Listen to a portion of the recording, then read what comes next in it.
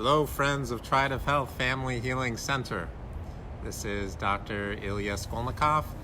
If you're seeing this on Facebook, which hopefully you are, give us a love. That's a little love. Give us a happy face or a surprised face. So, do you ever feel like crying?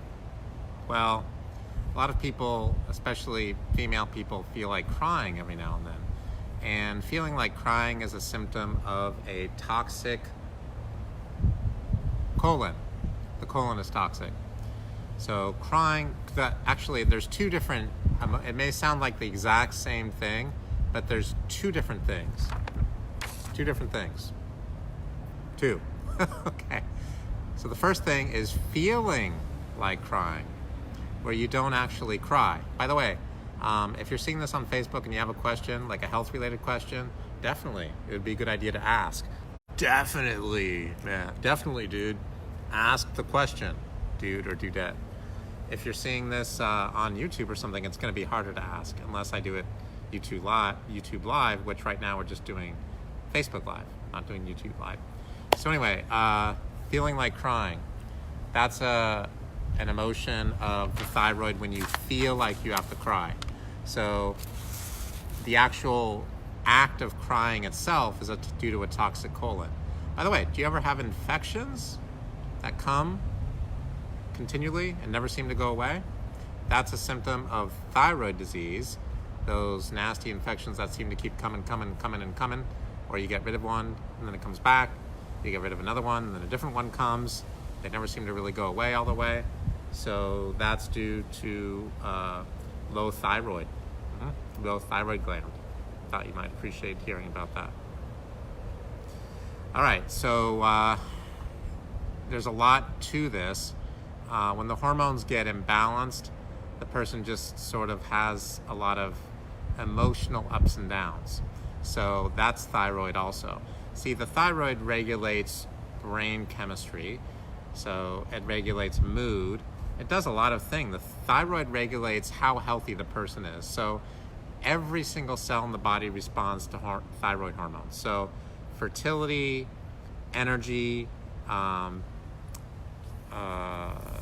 digestion, hair, health, a lot of this is directly related to the thyroid. I don't want to over confuse y'all, but it is.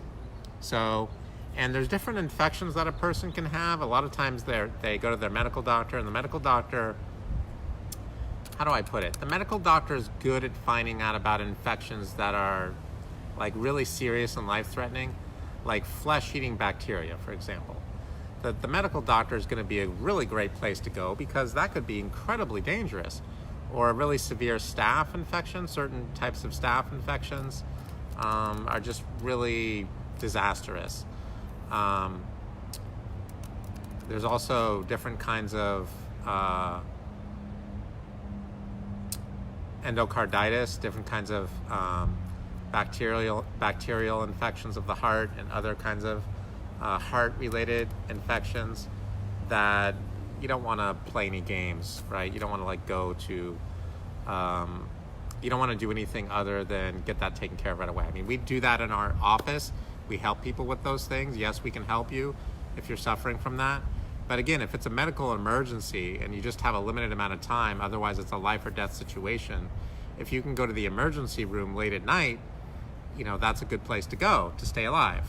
It's kind of common sense, but it's not. Common sense isn't really all that common these days. So again, if you're seeing this on Facebook and you know somebody who you think would benefit, please share this post with that person. I'll let you kind of look at what we got going on here. We got a really beautiful garden here at my office. There's the office garden. You can just kind of see the background. It's kind of cool. Now this at 4340 Redwood Highway, and our office is in Building D, Suite 318. The connection, though, is not very good.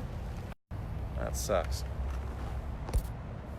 What are you going to do about that, huh? What are you going to do about the bad connection, huh? Let me see if I can adjust the settings.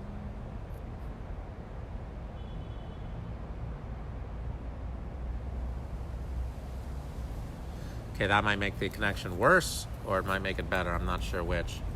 Okay, guys, I think that's pretty much it. I just wanted to go through the crying real quick. And don't forget, infections and crying are directly related. So if you're crying all the time, you might have like a really seriously toxic colon with infections there. And those infections are putting out all kinds of poisons and toxins into your body. There's something called ileocecal valve syndrome, where the fecal material that you're supposed to defecate out, you know, the crapping out of the fecal material of the crap, that's supposed to happen in a very healthy way.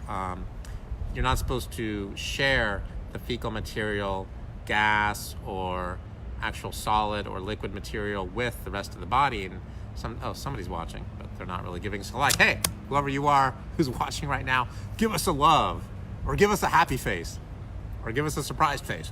Oh, they stopped watching. Okay, anyway, so I guess they didn't like what I had to say. So I better work on my likability. So yeah, so if you have a problem with something called the ileocecal valve, which is at the end of the ileum, which is the last part of the small intestine. Oh, they're watching again. Somebody's watching again. So give us a love if you're watching. Share this with somebody that you think would benefit. This is for you. I'm talking to you, man. I'm talking to you. You're watching us. Okay. And the other thing you can do is you can give us a surprised face, or you can give us a happy face. Yeah, so the ileocecal valve is either flaccidly open, meaning the material that comes from the colon is then backing up into the ileum. The ileum of the small intestine, and then that spreads to the rest of the small intestine and to your whole body, making you really toxic. And then the person will get kind of like dark circles under their eyes. I've had that ileocecal valve syndrome myself over the years, quite a bit. I've had some digestive disorders. I don't really want to get into it now. I'm really healthy. I have excellent digestion. It's amazing. But that's not a fun thing to have happen. Now, if a person has trouble with their colon, let me just see how much time has gone by. They're also going to have trouble with their stomach, because 80 to 85% of digestion happens in the stomach. So if you're having colon disease, you're more than likely going to be having problems with other parts of the digestive tract. Sometimes they call the digestive tract the common integument, or the Okay, I think that's all we're going to cover for now. So thanks a lot for tuning in and watching. Again, share this with somebody that you know, that you think would benefit from hearing about this information, especially if they have trouble with their colon, like if they have the toxic colon. Toxic colon often means a skin condition. They gave us a thumbs up. I thought we were going to get a love, man, or I thought we could get like a happy face or something. No? Not a surprise face? Not a happy face? I'm happy for what you gave me. I'm very grateful. Somebody else is watching. Do you guys have any questions? Those two of you that are watching now? No? Maybe it's hard to see. Maybe the connection's not so good.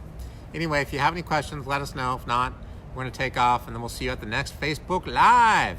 Over and out. Peace. See ya.